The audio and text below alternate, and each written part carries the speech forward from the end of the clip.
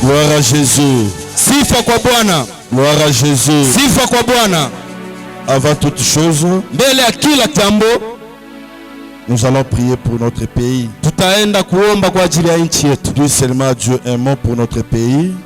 Ambia tu Mungu neno moja kwa ajili ya nchi yetu. Que Dieu bénisse notre pays. Mungu abariki nchi yetu. Que Dieu protège notre pays. Mungu akinge nchi yetu. Et que Dieu donne la paix dans notre pays. Na Mungu alete amani ndani ya nchi yetu.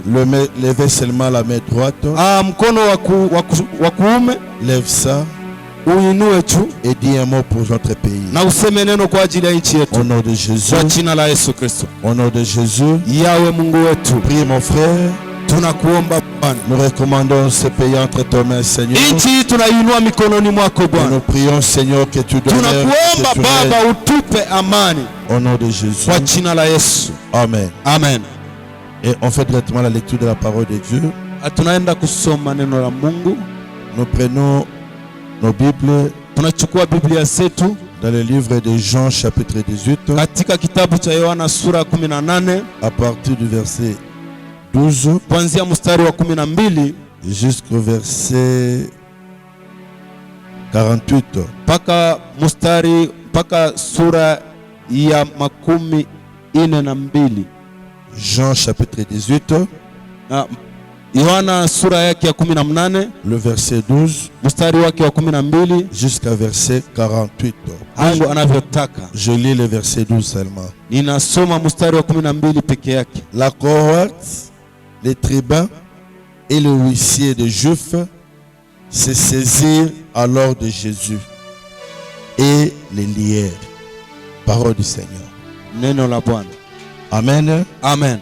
Acclamons la parole. Chapa makofi. Nous pouvons nous asseoir. Na tutaenda kukaa. Bien-aimés dans le Seigneur, ndugu katika Bwana, nous bénissons le Seigneur. Tunambariki Bwana pour cette opportunité kwa nafasi nzuri hii et pour ce moment qu'il nous accorde. Na kwa wakati nzuri ambao ametupatia. Que le nom de Jésus soit élevé. Jina la Yesu libarikiwe. Que son nom soit glorifié à jamais. Jina lake litukuzwe milele. Je tiens à remercier également ninaendelea kushukuru notre bishop Jean-Baptiste bishop wetu Jean-Baptiste pour cette marque de confiance à notre personne. Kwa hii kutupatia nafasi ya kututumainia. Alléluia. Amen. Que le Dieu de la Bible, Mungu wa Biblia, vous fasse du bien. Awatendee mema. Amen. Amen. Mais bien aimés dans le Seigneur, ndugu katika Kristo, nous avons un thème que nous allons exploiter pendant ces 4 jours. Tunakuwa na kichwa cha somo ambao tutazungumza juu ya siku nne hii. Le thème que nous avons, kichwa cha somo ambao tunakuwa nacho, c'est les tribunaux humains. Inamaanisha mashitaka ya leur rôle dans le salut de l'humanité. Na kazi yao katika wokovu wa mataifa. Les tribunaux humains. Bien-aimés dans le Seigneur, ndugu katika Bwana, nous bénissons le Seigneur. Tunambariki Bwana pour ce thème. Kwa hii kichwa cha somo, et il y aura beaucoup de choses que nous allons parler. Na kutakuwa mambo mengi ambayo tutazungumzia. Et nous aurons le temps de prier. Tutakuwa na wakati wa kuomba. Et nous aurons le temps de dire beaucoup de choses. Na tutakuwa na wakati wa kuzungumza mambo mengi. Et là où nous venons de lire, na mahali ambapo tunatoka soma, la Bible nous fait voir. Biblia inatuonesha un jour, siku moja, notre Seigneur Jésus-Christ, Bwana wetu Yesu Kristo, a été arrêté, alifungwa, a été aussi lié, akafungwa minyororo. Lui qui était Dieu, yeye ambaye alikuwa Mungu, lui qui a pris la chair humaine, yeye ambaye alichukua mwili ya kimtu, il est descendu, akashuka. Alléluia. Amen. Alléluia. Amen. Alléluia. Amen. Alléluia. Amen. Lui qui est notre Seigneur, yeye ambaye ni Bwana wetu, lui qui était Dieu, yeye ambaye ni Mungu. La Bible dit ceci. Biblia inasema hivi, il a été arrêté, akafungwa, il a été saisi, akachukuliwa, et il a été lié, na akafungwa minyororo. Pourquoi? Kwa nini? Pour quel objectif? Kwa sababu gani? Je dis à quelqu'un ce soir, ninaambia mtu mmoja jioni ya leo, c'était pour ton intérêt, ilikuwa kwa ajili ya faida yako, c'était pour ton avantage, ilikuwa kwa ajili ya wema wako. Alléluia. Amen. Alléluia. Amen. Il a été lié, akafungwa, il a été saisi, akachukuliwa. Pourquoi? Kwa nini? Afin de passer mbele ya kupita mashitaka mbalimbali. Dans les différents tribunaux, Katika mashitaka mbalimbali on l'a saisi, walimchukua, on l'a arrêté, wakamfunga, on l'a lié wakamfunga minyororo pour qu'il passe ili apite dans les différents tribunaux kwenye masambo mbalimbali qui est géré par les hommes. ambayo ilikuwa inamilikiwa na watu. Alléluia. Amen. Alléluia. Amen. Alléluia. Amen. Mon frère, ma soeur, Ndugu na dada, premier élément kitu cha kwanza que nous devons comprendre, ambacho inabidi tuelewe, c'est quoi le tribunal? ni nini masambo? C'est quoi le tribunal? Masambo ni nini? Le tribunal n'est rien d'autre, Masambo sio kitu kingine, un siège du juge inakuwa ni makao ya waamuzi, ou des magistrats. ya wale waamuzi. Le tribunal, c'est quoi? Mashtaka ni nini? Masambo C'est ni nini? un lieu Ni mahali où se fait le jugement. ambapo kunafanyika hukumu. Le tribunal, c'est quoi? Mashtaka ni nini? C'est une réunion de plusieurs juges qui siègent ensemble. Inakuwa mkutano wa waamuzi wengi ambao wanakuwa kwa pamoja. Et tu dois comprendre cela, mon frère. Na unapaswa elewa hayo ndugu yangu. Si on dit qu'on t'a convoqué au niveau du tribunal, Wanapokuambia kwamba umepelekwa kwenye mashtaka, afin de se comparaître mbele usambe, devant le juge. mbele usambe mbele ya mwamuzi. Alléluia. Amen. Pour que tu sois jugé, Ili upate kuhukumiwa, pour que tu sois examiné. ili upate kupimwa. Alléluia. Amen. Ah, on va parler sur beaucoup de choses. Tutazungumza na mambo mengi. Il y a plusieurs personnes, Kuna watu wengi ils ont des difficultés dans leur vie wanakuwa na shida ndani ya maisha yao, parce qu'il y a des gens kwa sababu kuna watu qui sont allés ambao walienda les accuser. kuwashitaki. Alléluia. Amen. Et je dis à quelqu'un ce soir, Inaambia mtu mmoja jioni ya leo, même si tu étais accusé kama umeshtakiwa par les tribunaux de gens, kwa mashtaka ya watu dans ce programme, katika hiyo le mpangilio, Seigneur sera dans ton corps. Bwana atakuwa upande wako. Le Seigneur sera pour toi. Mungu atakuwa upande wako. Le Seigneur sera de ton côté. Mungu atakuwa upande wako. Il y a des gens qui vivent des situations Kuna watu ambao wanaishi maisha sans le savoir. pasipo kujua. Il y a des gens qui sont allés les accuser. Kuna watu ambao walienda kuwashitaki. Alléluia. Amen. Alléluia. Amen. Alléluia. Amen. Les lieux mahali ambapo on cherche wanapotafuta que tu sois jugé. ili uhukumiwe, On cherche wanataka que tu sois condamné. wewe upate kuhukumiwa Au niveau du tribunal, mahali penye mashtaka. soit tu sois acquitté, Inawezekana wakuachilie, soit tu sois condamné. wala uhukumiwe. Et je dis à quelqu'un, Na ninamwambia mmoja cette semaine, katika wiki hii, kwenye wiki il hii n'y aura personne hakutakuwa mtu qui va te condamner. ambaye atakuhukumu Il n'y wewe. aura personne Hakutakuwa mtu qui va te condamner. atakuhukumu wewe. C'est très important, mon frère. Ni vizuri ndugu yangu, ni C'est amana, très important, ma ni soeur. amana dada yangu. Le tribunal Mashtaka a pour objectif inakuwa na lengo de trancher ton problème. ya kuweza kumaliza shida yako, De trancher ton ya problème. kumaliza shida yako. Ce soir, Jioni ya leo dans ce programme, katika hii quel est mpangilio, ton problème? shida gani? Quel est ton problème? Shida yako gani? Prière, Jana ma prière, maombi yangu, maombi que yangu ton problème puisse être tranché. ni ili shida yako pate kumalizika, Et que ton problème là, na ile shida quand ça sera tranché, wakati tamalizika ça sera tranché pour ton avantage. itakuwa kwa ajili ya mazuri yako. Alléluia. Amen. Alléluia. Amen.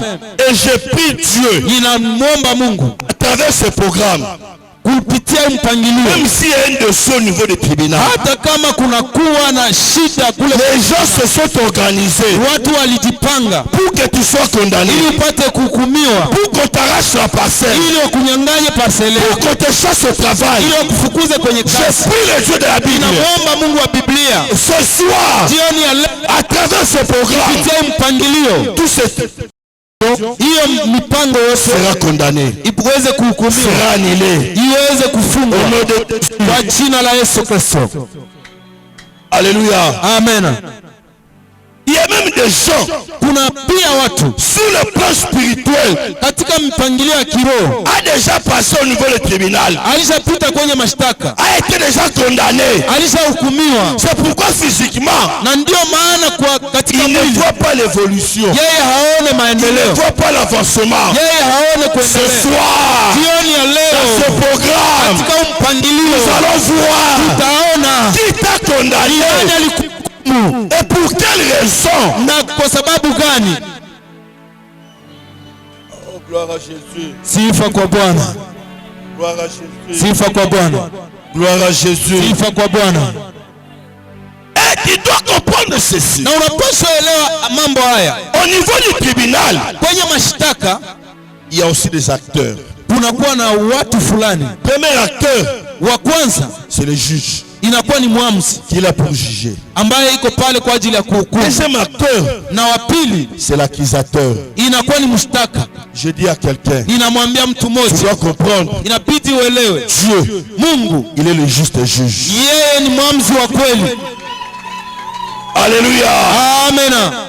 Il y a aussi l'accusateur. Kuna pia mshtaka. L'accusateur, Huyo mshtaka vous savez c'est qui? mnajua ni nani? C'est le diable. Ni shetani. Il est là, Iko pale jour et nuit, usiku na mchana pour nous accuser. kwa ajili ya kutushtaki. Moins de péché, Zambi kidogo il t'accuse. anakushtaki, Moins de rien, kashida kadogo il t'accuse. anakushtaki. Et ce soir, Na jioni ya leo je vous présente, ninakuletea il y a un homme huyo qui mwanaume est auprès du Père, ambaye iko qui est pembeni notre ya avocat, ambaye ni il mtetezi est wetu. là Iko pale pour intercéder, kwa ajili ya pour kutuombea, défendre kwa ajili ya kututetea notre cause. shida yetu. Et ce soir, Na jioni ya leo je le déclare, ninasema à travers ce programme, kupitia mpangilio, toute accusation ila mashtaka qui était sur toi, ambayo ilikuwa juu il y yako, a un homme, kuna mtu, ce homme s'appelle huyu mtu anaitwa Jésus-Christ Yesu Nazareth. Kristo wa Nazareti. Il est là Iko pale pour défendre kwa ajili ya kukutetea, cause. kwa ajili ya kutetea.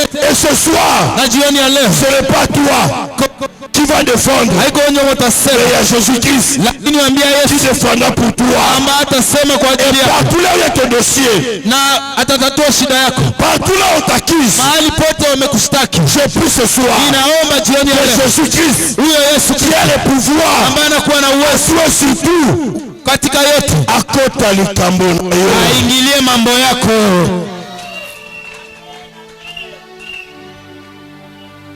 Il y a le juge, Kuna mwamuzi il y a l'accusateur, na kuna mshtaka il y a aussi quoi? na kuna L'accusé. nani na aliyeshtakiwa. Alléluia. Amena, Alléluia. amena, Alléluia. amen.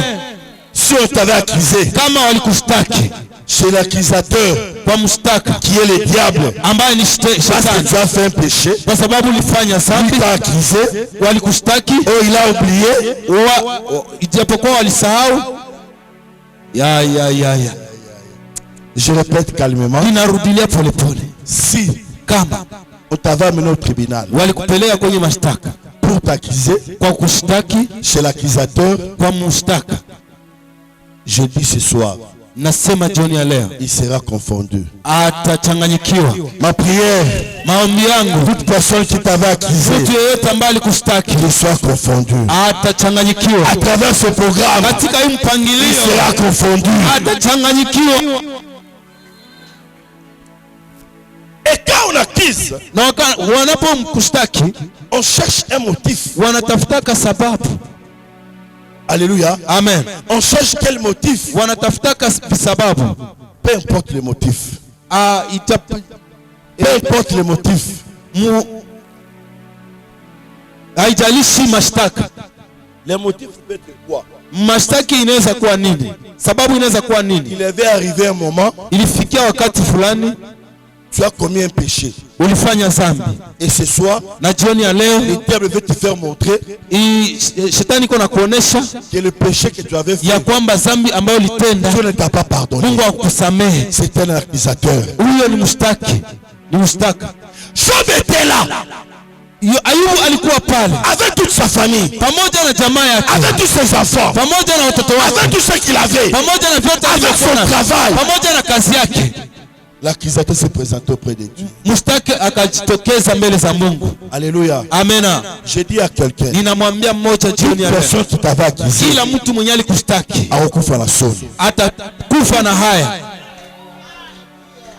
atapata haya. on cherche des motifs, Wanatafuta visababu, mais pour notre Seigneur Jésus-Christ, la hata kwa ajili ya Bwana wetu Yesu on a fabriqué des motifs. wakafanya mbinu. Mon frère, ma soeur, Dada na kaka, même si tu es aujourd'hui en ces lieux, hata kama uko mahali hapa on t'a accusé injustement, walikushtaki pasipo hatia, Dieu, Mungu il est le juste juge. yeye ni muamuzi wa kweli, Il est le juste juge. yeye ni muamuzi wa kweli. Ma prière, Maombi yangu, si tu avais perdu de l'emploi, kama ulipoteza kazi, que l'Éternel Mungu soit le Dieu de rétablissement. akuwe Mungu wa marudisho, Mungu wa Puisse te marejesho, rétablir. arejeshe.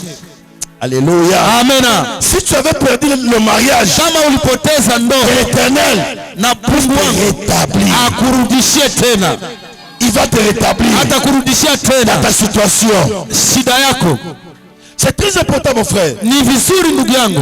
Il y a quelqu'un qui peut me faciliter avec la lecture de la parole de Dieu. Kuna mtu ambaye anaweza nisaidia kusoma neno la Mungu. C'est très important. Ni vizuri sana, ya maana sana. Et dans la Bible, Na ndani ya Biblia il y a des choses qui sont là-bas. kuna mambo ambayo yanapatikana huko. C'est quoi? Ni nini? Et j'ai expliqué Na nimefasiria le tribunal. maana ya masambo. Mais il y a combien de sortes de tribunal Kuna dans la aina Bible? ngapi ya masambo ndani ya Biblia? Peut nous aider? Bon. On prend Tunachukua Romains chapitre 14, Warumi 14 le verset 10. mstari wa 10. Et puis nous prenons 2 Corinthiens chapitre 5, Na tunachukua Wakorintho wa pili sura 5 le verset 10. mstari wa 10. Là, on nous donne, Pale wanatupatia, on nous montre wanatuonesha la première sorte de tribunal. aina ya kwanza ya mashtaka ya Alléluia. masambo. Amen. Ok, mon bien-aimé. Amen. Amen. Amen. Kitabu cha Waroma sura yake ya 14 mstari mdogo wa 10. Ah. Biblia inasema hivi: Nasema nini? lakini wewe kwa nini unahukumu ndugu yako? Na wewe kwa nini unadharau ndugu yako? Kwa sababu sisi sote Amen. Amen. tutasimama mbele ya kiti cha hukumu cha Kristo. Amen. Amen. Premier Kitu cha kwanza tribunal, mashtaka c'est le tribunal de Christ. ni mashtaka ya Kristo, Et de même, na hapo c'est le tribunal de Dieu. ni masambo ya Mungu. Alléluia. Amen. Où la Bible dit Mahali ambapo Biblia inasema que toute personne ya kwamba kila mtu passera, atapita comparaîtra atapita devant le tribunal de Dieu mbele ya hukumu ya Mungu, ou devant le tribunal de Christ. mbele ya masambo ya Kristo. Mon frère, ma soeur, Ndugu na kaka, je t'exhorte, ninakuambia ta façon de marcher hali yako ya kutembea ici sur la terre, kwenye dunia, un jour, moja nous allons nous comparaître tutapita kwenye hukumu, devant le tribunal de Dieu. mbele ya hukumu cha Mungu. Alléluia. Amen. Alléluia. Amen. On va comparaître devant le tribunal de l'Éternel. Tutapita kwenye masambo mbele za Bwana. La Bible dit tout le monde, Biblia inasema sisi même ceux qui sont morts, hata wale waliokufa ils vont ressusciter watafufuliwa pour passer kwa ajili ya devant le tribunal de l'Éternel, mbele ya kiti cha hukumu, devant le tribunal de Christ. mbele ya kiti cha hukumu cha Kristo, Lui-même est Dieu.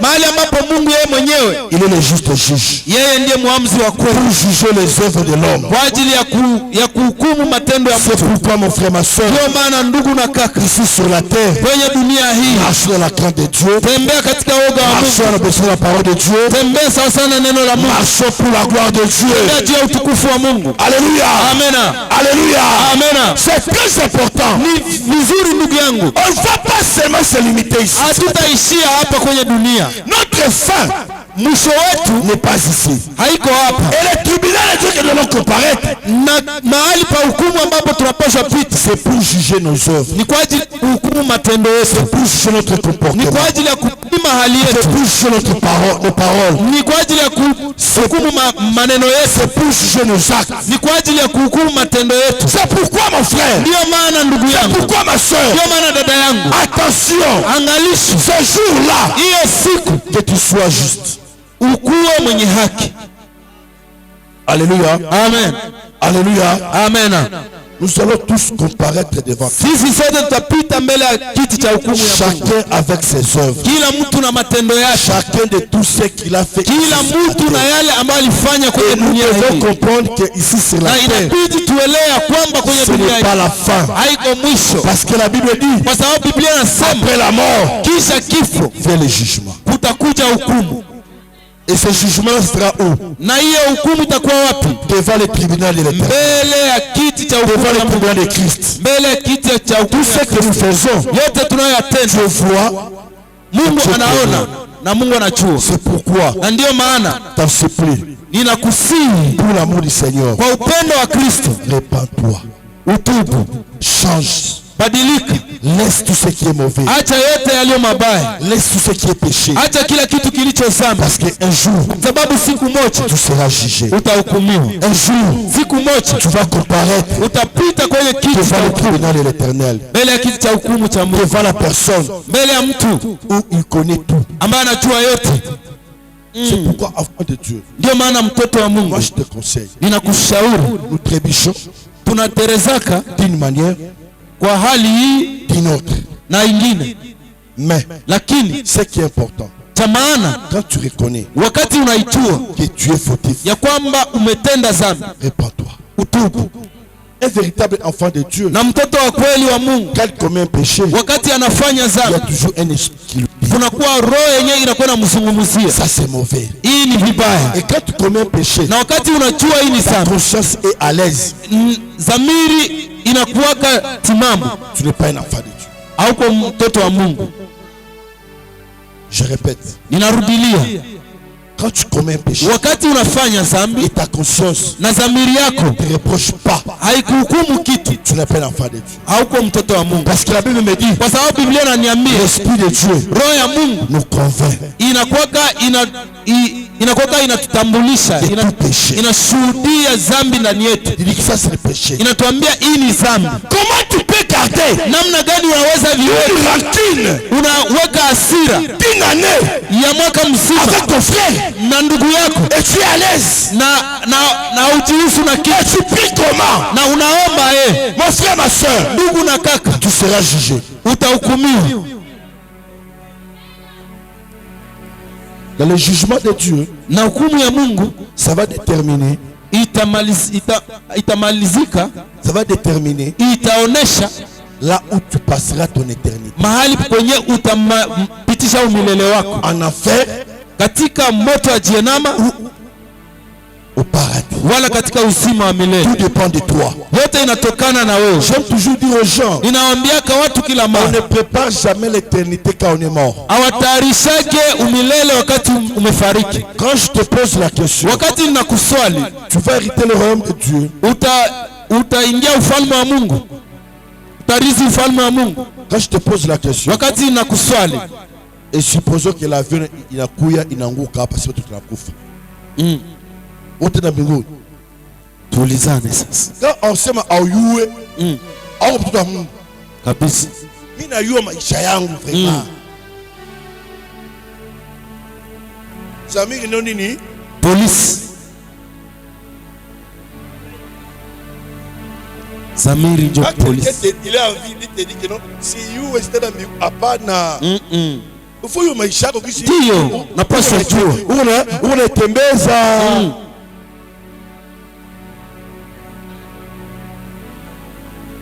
Acclamons le Seigneur. Chapia Bwana Yesu makofi na vigelegele. Il y a deux bénédictions. Kuna baraka mbili. Bénédiction d'en haut.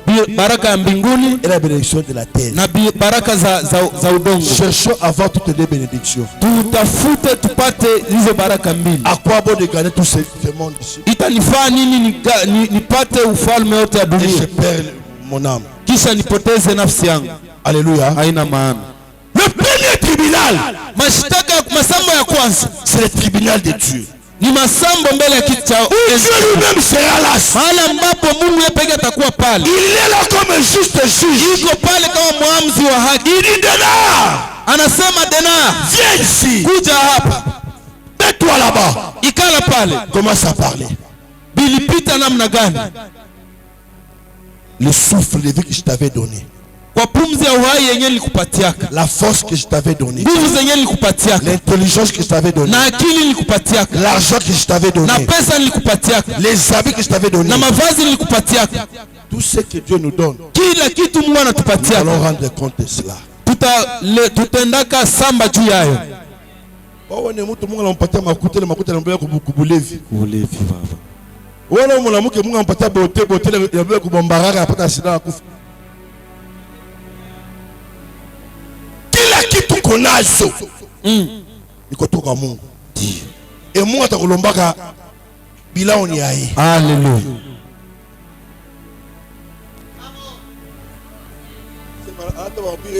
C'est notre tribunal la rôle. C'est mis à tous les OK, je sais pas bien sûr avec Guinée. Frère, pourquoi? Kwa nini? Tu fais mal à ton frère. Kwa nini wamtendea mwingine vibaya? Pourquoi? Nini? Tu comptes avec la sorcellerie là-bas. Huko unafanya La uchawi. vie que Dieu t'a donnée, Maisha ambayo Mungu alikupatia c'est pas pour la sorcellerie. haiko kwa ajili ya uchawi.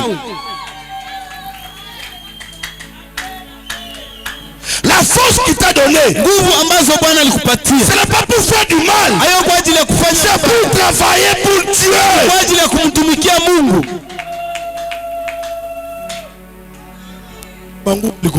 Mangu haiko jua kujivuna nayo. Si ni pesa haiko jua kukuvunia nayo.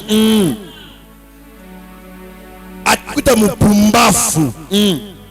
Où il y avait un homme.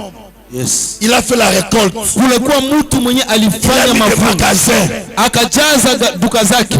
Un aventurier. Mtu mmoja Il avait beaucoup de choses. mpumbafu mmoja alikuwa na Beaucoup de mambo dépôts. alikuwa na deposa mingi, Il a mis des histoires. akaweka mingi ndani ya duka Et zake. voilà ce qu'il dit. Na angalia vyenye alisema, Mon âme, nafsi yangu tu ne manques de rien. haukose kitu, Réjouis-toi. ufurahi sasa, Domine ce Goma ici. utawale Goma mzima. Twatu. La Bible dit, Biblia inasema Bumbafu we. insensé que tu es. Qui te dit que kesho utafika? Nani mwenye anakuambia kwamba kesho utafikia? Tes œuvres vont être pesées. Matendo yako, Tes œuvres seront pesées. matendo yako itapimwa. Comment tu vis? Unaishi namna gani? Enfant, Mtoto, ton père devient comme une serviette. Pas de baba yako anakuwa sawa vile kipangusio. À l'église, tu ne respectes pas les hommes de Ndani ya Dieu. Tu kanisa respectes pas les uheshimiwe, bishops. hata mtu mmoja ndani ya kanisa Vous uheshimiwe. voulez que ton argent que tu mettes à la construction, ton argent que tu fais, Pesa zako zimjengee Mungu, zinakupatia kiburi. on a ma auto. Ça veut dire mon auto, ça veut dire il a blindé. Alléluia. Amen. Auto blindé. Pourquoi tu te donnes plus à des choses terrestres? Kwa nini unashughulikia? Écoutez-moi. Sikiliza vizuri, nisikie. Pour venir à l'église, tout est problème. Ili ukuje kanisani ni shida. Il faut akupembeleze. Yote Mungu iko nao. Unaona Utakipaka wapi? Bitu bingine haiko shetani, ni wewe peke. toi-même.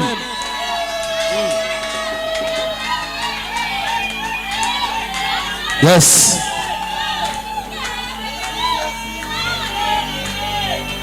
Ni wewe peke. Ni wewe peke. Uwate shetani kwa mambo yako. J'aime toujours dire. Na pendaka sema. Quand tu commets un péché, wakati unafanya dhambi, tu as 70% de responsabilité. Unakuwa na makumi 7 yako ya kujumuika. Voilà.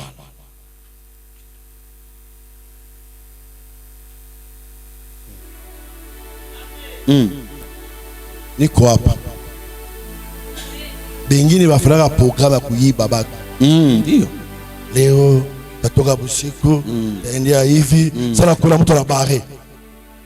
Telefoni yangu. Ule bwana ni bwana ya batu, ananiita. Ni mkonongo sema mkonongo auta décrocher pas. Il t'a décroché? Unafika mu hotel unaingia na wewe unachungulia. Pasteur je sais unabare.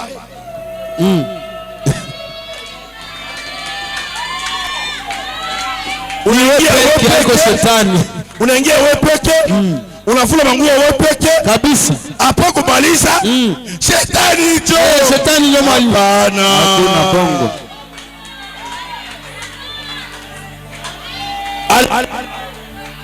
Alléluia. Amen. Alléluia. Amen kubwa. Unasema leo.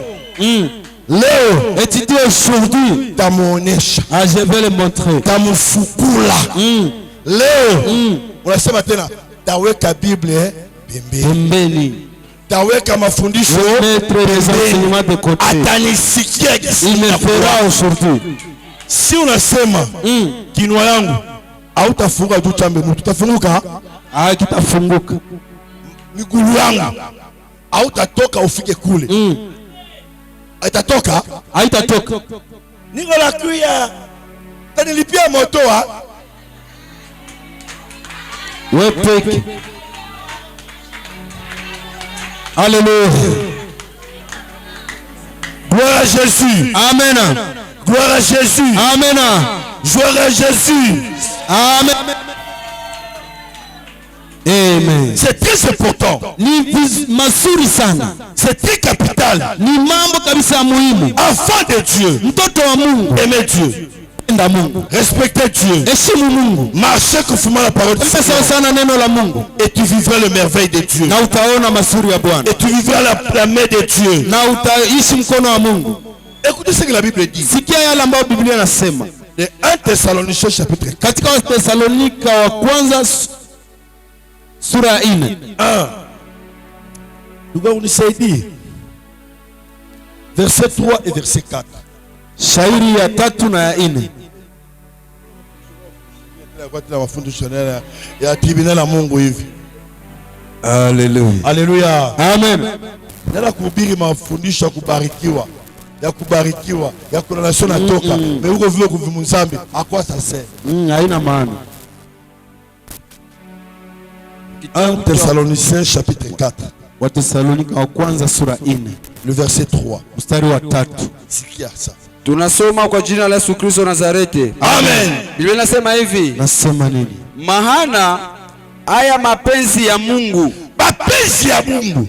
La volonté de Dieu. Ce que Dieu veut. Yes. Ni kitu gani? Utakaso wenu. Mungu anapenda utakaso wenu. Votre sainteté s'il vous plaît. Nani atakuwa kujitakisha? Kujitakasa. Qui peut se sanctifier? Nani anaweza kujitakasa? Ni wewe peke. Il dit votre pas moi. Yako hapana yangu. Allez-y. Maana haya ni mapenzi ya Mungu. Utakaso wenu mwepuke na uasherati. Amen. Nani ataepuka msherati? Qui est capable d'éviter la débauche? Ni wewe peke. C'est toi-même. Le sikia verset il a sema. Le verset 4. Inasema hivi. Kila mmoja wenu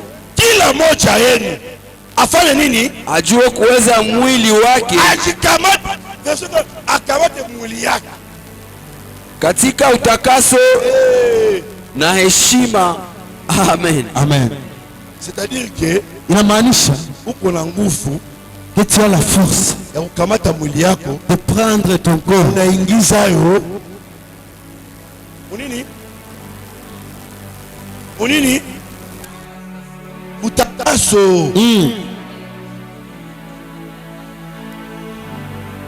Alléluia. Amen. Alléluia. Amen. Et le deuxième tribunal, Na mashtaka ya pili wala masambo ya pili, 1 Corinthiens chapitre 4 Wakorinto verset wa 3. kwanza sura 4, Les tribunaux humains. mashtaka ya watu. Donc kila mtu Kristo hapa eko na nguvu ya kukamata mwili yake anatumbukiza Yes. mutakaso. Utakaso. Frère, unasema nini? Sali ni nini? Kila mtu uko na nguvu hili. Mnasema unaanguka, sema no, ni shetani ndio anaanguka. Sio Hapana, shetani. ni wewe peke. Amen. Kamata mwili yako Uitie mutakaso. Sio musaki mutakaso. Je lis la version française. Bible inasema nini? Nasema nini? C'est que chacun de vous sache, Kila mmoja wenu ajue. sache Kila mmoja wenu ajue. posséder Ajue chukua son corps mwili wake dans la sainteté katika utakaso et l'honnêteté. na katika ukweli. Wakati upeke uyue kukamata mwili yako. Unakamata mwili yako. Que tu saches toi-même de prendre ton corps et de plonger dans la sainteté et l'honnêteté. Amen. Si tu n'es pas saint, Kama hauko mtakatifu, faut t'inouer. makosa ni yako. Si tu n'es pas honnête, Kama haujua kusema kweli, oui. Alléluia. amen. 1 Corinthiens Wakorinto wa kwanza chapitre 4 sura ya 4 le verset 3. mstari wa 3 Là c'est le deuxième tribunal. tunasoma tribunali ya pili. Tunasoma kwa jina la Yesu Kristo Nazareti. Amen. Biblia inasema hivi, lakini kwangu ni neno ndogo sana nihukumie na ninyi au kwa hukumu ya watu, wala Non, non, c'est fini. Hukumu ya watu. C'est ça les tribunaux humains. Hukumu wa batu. Yes. Batu mingi beko hapa. Basha baba ingiza ku hukumu ya watu. Basha ba condamner. Kabisa. Ole endelea mbele, ataendelea mbele. Il voit que sa vie tourne au rond-point. Anaona maisha yake inazunguka mahali moja tu. Le tribunal des hommes, Mashtaka ya watu c'est les hommes qui dirigent là. ni watu ndio wanaitumia. Ce n'est pas pour Dieu. Parce que le tribunal de Dieu, Kwa sababu hukumu ya Mungu il n'y a pas d'erreur. hakuna makosa, Mais le tribunal des hommes, lakini ya watu il y a des erreurs. kunakuwa na makosa. Il y a de ceux-là Kunakuwa wale qui sont en prison, ambao wako katika qui n'ont gereza commis aucune faute, hawakufanya hata kosa moja, parce qu'il y a une erreur, lakini kwa sababu kulikuwa makosa ya wenye on les a mis là. kustaki wakawaingiza pale. Ma famille guide, ma tribu, ça coûte déjà, ça coûte. C'est pourquoi, au lieu d'avancer, on avance. C'est pourquoi cette semaine ici, 4 jours qu'on est à Mungu. Ndiyo maana kwenye là où on t'avait accusé, mahali ambapo walikustaki, le Seigneur Mungu défendra ta cause. atakutetea. C'est très important, mon frère. Ni vizuri ndugu yangu, C'est très important, ma soeur. vizuri dada yangu. Il y a deux sortes de tribunaux. Kuna aina mbili ya mashtaka, Il y a le tribunal de Dieu mashtaka ya Mungu ou le tribunal de Christ. wala mashtaka ya Kristo, Et deuxièmement, na ya pili il y a le tribunal des hommes. kunakuwa mashtaka ya watu. Et Jésus-Christ Yesu Kristo a passé alipita là où il y avait le tribunal des hommes. mahali kwenye kulikuwa mashtaka ya watu. Le tribunal des hommes, Mashtaka ya watu c'est là où il a passé. ni hapo alipita. Mon frère, ma soeur, ndugu na dada, comme tu es là, jinsi uko pale, tu n'as pas de problème avec les autres. hauna shida na mtu, Mais les autres ont des problèmes avec toi. lakini wengine wako na shida na wewe. Écoutez ce que la Bible nous dit. Na hiyo ndio Biblia inatuambia. Écoutez ce que la Bible nous dit. Sikia yenye Biblia inatuambia. Moi j'aime ce passage. Mimi napenda shairi hii. Ça m'a fait du bien. Imenipendeza sana. Matthieu chapitre 10. Mathayo sura 10, le verset 17. mstari wa 17.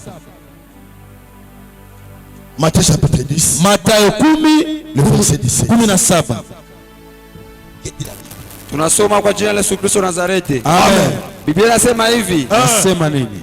Lakini angalieni kwa maneno ya watu, kwa maana watawapeleka ninyi mbele ya baraza. Attention la batu. Na katika masunagogi yao watawapiga ninyi. Amen. Amen. Gardez-vous. Mfanye angalisho des hommes na watu. Ils vont vous amener. Watawapeleka devant les tribunaux. Mbele ya mashtaka. Les hommes. Watu sont méchants. Ni wabaya. Ni wakali. Sont méchants. Ni wakali.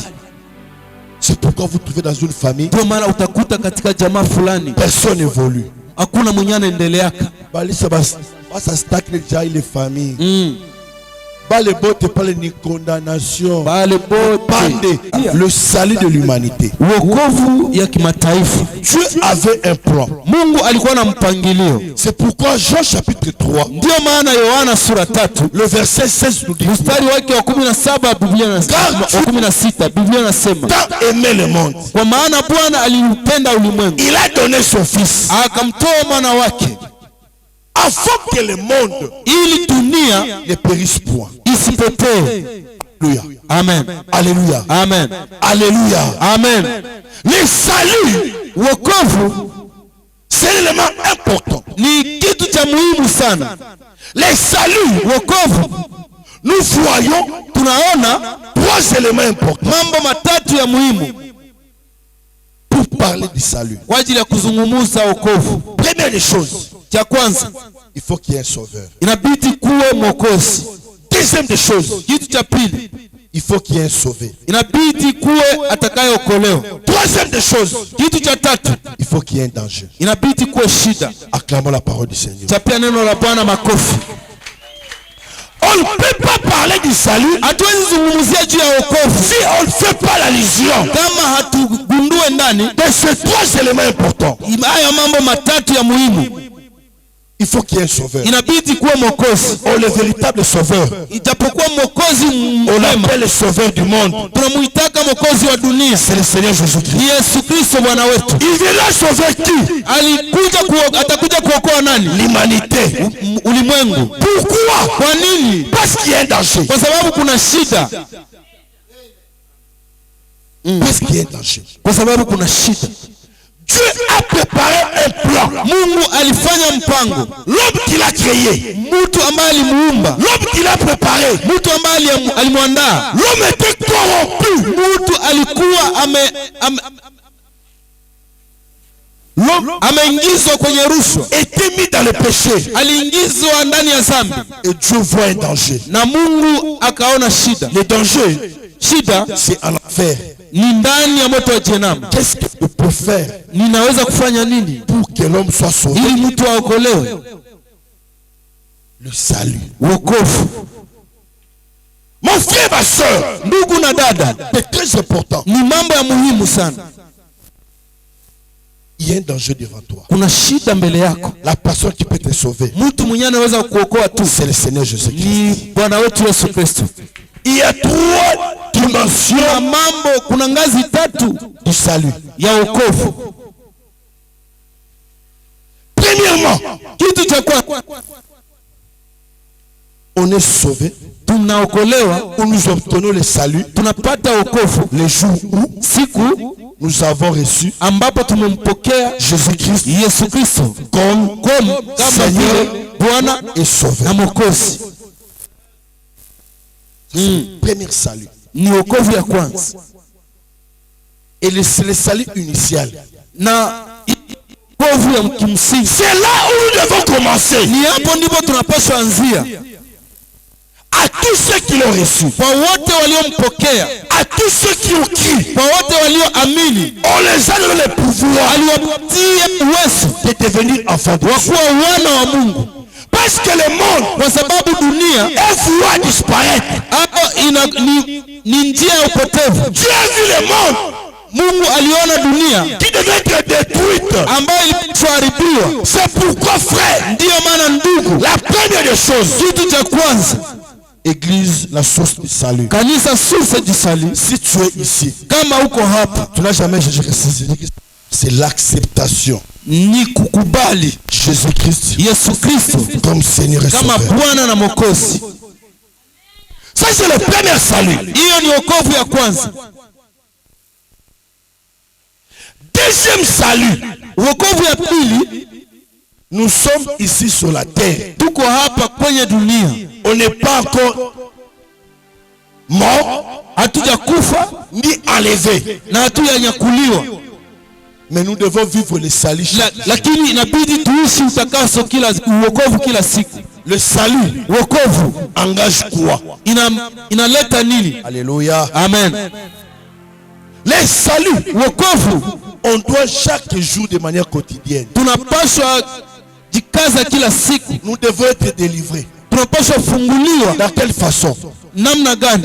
Ici, hapa il y a la maladie. Kuko ugonjwa. Ici, hapa il y a les sorciers. Kunakuwa wachawi. Ici, hapa il y a des combats. Kunakuwa vita. Il faut que chaque jour, inabidi kila siku nous puissions être sauvés. Tuokolewe. Bien sûr, ni kweli tu as reçu Jésus-Christ, ulimpokea Kristo comme Seigneur et Sauveur. kama Bwana na Mwokozi. Mais la vie continue. Lakini maisha, le combat viendra. Vita itakuja. Ce n'est pas quand on est enfant de Dieu. Haiko kwamba unapokuwa mwana wa Mungu, il n'y aura pas le combat. Hakutakuwa tena il n'y aura pas la maladie. Hakutakuwa tena il n'y aura pas la souffrance. Hakutakuwa tena il n'y aura pas la pauvreté. il n'y aura pas les sorciers. Hakutakuwa tena wachawi. C'est chaque jour. Kila siku nous sommes sauvés. Tunaokolewa. Et enfant na mwana et mwisho na kwa mwisho, troisième dimension du salut. Hiyo ngazi tatu, quand Jésus-Christ viendra, wakati Yesu Kristo atakuja pour récupérer son église, kwa kuchukua kanisa lake. Là nous sommes sauvés pour du bon. Mahali ambapo tutaokolewa kwa milele. Et là-bas au paradis, na pale mparadisi, il n'y aura pas les combats. Hakutakuwa mapigano. Il n'y aura pas les combats. Hakutakuwa mapigano. Il n'y aura pas les combats. Hakutakuwa mapigano. Il n'y aura pas les combats. Hakutakuwa vita. Parce que actuellement, kwa sababu sasa les hommes, watu vont nous amener, watu watatupeleka au tribunal humain. Kwenye mashtaka ya watu. Alléluia. Amen. Nous devons être sauvés. Tunapaswa kuokolewa. Et quand on parle du salut, na tunapozungumza juu ya wokovu, on voit des idées à l'intérieur. Tunaona mambo humo ndani. Première idée, kitu cha kwanza, c'est la délivrance. Ni wokovu. Deuxième idée, kitu cha pili, c'est la sécurité. Inakuwa ni ulinzi. Troisième idée, usalama, c'est la guérison. Cha tatu ni uponyaji. Quatrièmement, ya ine, c'est la préservation. Inakuwa ni kulindwa. Ile bitu ine kingwa. Tuko lazima musali. Yes. Qui ne veut pas la protection? Nani mwenye hataki alindwe? Sorcier kuna kutafuta kukula usiku na mchana. Mais si tu n'as pas les salis, lakini kama hauna ile wokovu, on les salit. Japokuwa wokovu itahusu Mungu de te protéger, akukinge, de te sécuriser, aweze kukinga. Deuxième des choses, kitu cha pili, mon frère, ndugu, les sorciers sont là. Wachawi wako hapo. Alors upiga magonjwa. Il faut mfanye nini? Akuponeshe kabisa. C'est dans le salut. Ni katika wokovu. Akupréserver, akukinge. C'est très important, frère. Ni vizuri, ni muhimu. L'homme a besoin du salut. Kila mtu iko na haja ya wokovu. L'homme a besoin du salut. Mtu iko na haja ya wokovu. C'est pourquoi ndio maana nous voulons dire ceci. Tunataka sema les tribunaux humains, mashtaka ya watu, elle est rond dans le salut. Personne, hakuna mtu n'a accepté. Amnaweza kukubali. Dieu a son conseil.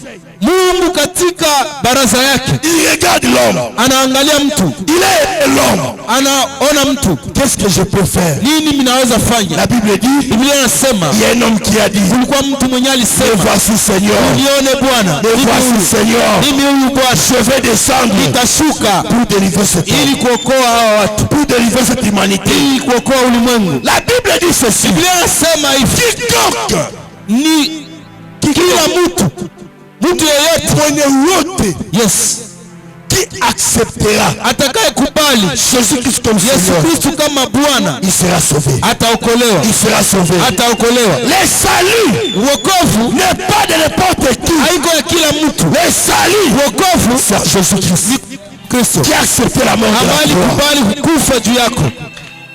Alléluia. Amen, Alléluia. amen, Alléluia. amen. Mais pour vivre le salut, Na kwa ajili ili kuishi wokovu, Dieu utilise les hommes. Mungu anatumia watu. Regarde ton frère. Angalia ndugu yako, Dieu utilise les hommes. Mungu anamtumiaka mtu, Dieu utilise les hommes. Mungu humtumia mtu Pour que le plan de Dieu, ili mpangilio wa Mungu pour le salut de l'humanité, kwa ajili ya wokovu ya ça ulimwengu puisse s'accomplir, iweze kutimilika. Dieu a utilisé les hommes. Mungu alitumia mtu, Dieu a utilisé les tribunaux. Mungu alitumia mashtaka, Dieu a utilisé les hommes. Mungu alitumia watu. Mon frère, ma soeur, Ndugu na dada, ce soir, jioni ya leo prière, maombi yangu je te mets dans le plan de Dieu. ni kutia katika mpango wa Mungu. Dieu utilise les hommes. Mungu huwatumia watu Pour que Jésus-Christ vienne au monde, ili Kristo akuje duniani. il a utilisé une femme. Mungu alimtumia mwanamke, Et cette femme-là, na ule mwanamke, la Bible me dit, Biblia inaniambia dans les commentaires, c'est une femme, c'est une fille de la campagne. alikuwa mwanamke wa vijijini, villageoise. Vous savez, Unajua, pour délivrer un peuple, kwa ajili ya kuokoa watu, Dieu a utilisé une orpheline Mungu akatumia kayatima qui s'appelle ambaye aliitwa Esther. Pour délivrer sa famille, Kwa ajili ya kuokoa jamaa lake, Dieu Mungu a utilisé akatumia un esclave mtumwa qui est qui? ambaye alikuwa nani? Joseph. Alikuwa anaitwa Yusufu. Pour délivrer Israël, Kwa ajili ya kuokoa Israeli, Dieu a utilisé. Mungu alitumia, Il a utilisé qui? akatumia nani? Le fils d'une prostituée. Akatumia mwana wa kahaba, Hapana mtoto wa mtoto wa kahaba. nani huyo? Alléluia. Amen, Gloire à Jésus. amen, Gloire à Jésus. amen, Gloire à Jésus. amen. Dieu utilise les hommes Mungu watumia watu pour la délivrance kwa ajili ya kuokoa des peuples. taifa. Dieu, Mungu a utilisé alitumikisha des hommes watu pour que nous ayons la Bible. ili tuweze kupata Biblia. Dieu, Mungu a utilisé alitumikisha un pécheur. alitumikisha Comment il s'appelle? aliitwa Petro. Alléluia. Amen. Et ce soir, Na jioni ya leo Dieu va t'utiliser Mungu atakutumikisha pour la délivrance kwa ajili ya de kufunguliwa ta famille. ya jamaa yako. Alléluia.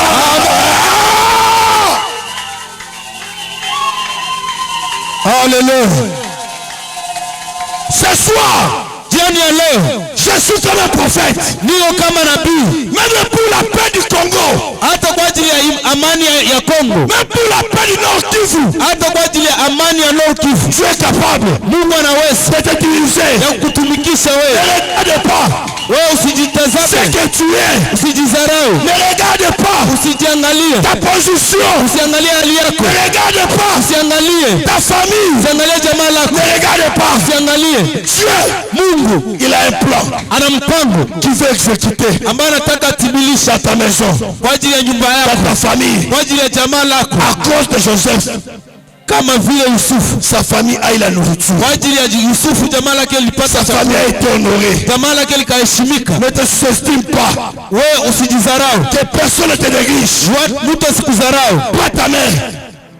Élève ça. Weka mkono wako Et juu dis-toi, na useme, moi, que personne ne me néglige. mtu asinizarau, Ne me néglige. mtu asinizarau. Au nom de Jésus, Jina la Yesu que Kristo, personne mtu te néglige. mtu asikudharau. Peut-être Yawezekana à cause de toi, yawezekana kwa ajili ta yako famille utaokolewa. à cause de toi, Kwa ajili yako ta famille aura une maison. jamaa yako itapata À cause nyumba. de toi, Kwa ajili yako la vie de Goma sera en paix.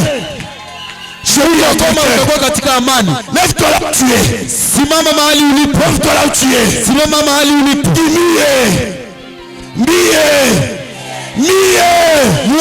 Mungu atumikishe. Mungu atanitumikisha. C'est toi. Ne sous-estime pas, frère. Usijidharau ndugu. Si les gens négligent, Kama watu wanadharau ce soir, jioni ya leo, tu ne négliges pas. usijidharau. Même si tu es domestique, Hata kama wewe ni boy, tu es capable. unaweza. Même si tu es un enfant, Hata kama uko mtoto tu es dans un bureau, wa mwanamke wa pili, comme tu connais Christ, mahali kwenye huku, tu es capable unaweza. de t'utiliser. Mungu anaweza T'utiliser. Mungu anaweza kukutumikisha. T'utiliser Mungu anaweza kukutumikisha pour le salut kwa ajili ya de ton peuple. ya taifa lako. Qui négligeait Esther? Les gens négligeaient Esther. Watu walimdharau Esther. Ana baba, mama, Sans père, sans mère, ni maibobo, na maibobo je m'en fous. hawakumwangaikia. Niko la Mungu. Yes. Niko la Mungu. Je mon Dieu. Ule Mungu Huyo Mungu atanitumikisha. il va m'utiliser. Kupitia mie. Kupitia Au mie. travers moi, Les choses vont changer. watu watabadilika. Kupitia wewe. Watu wataokolewa. Identité ça doit changer. Yes. Kupitia wewe. Kupitia Bazazi yako watakuwa consolé. yes. Kupitia wewe. Yes. Batavoyager. Yes. Kupitia wewe. Ils seront consolés. Alléluia. Jésus de gloire. Toi là où tu es. Mahali ulipo.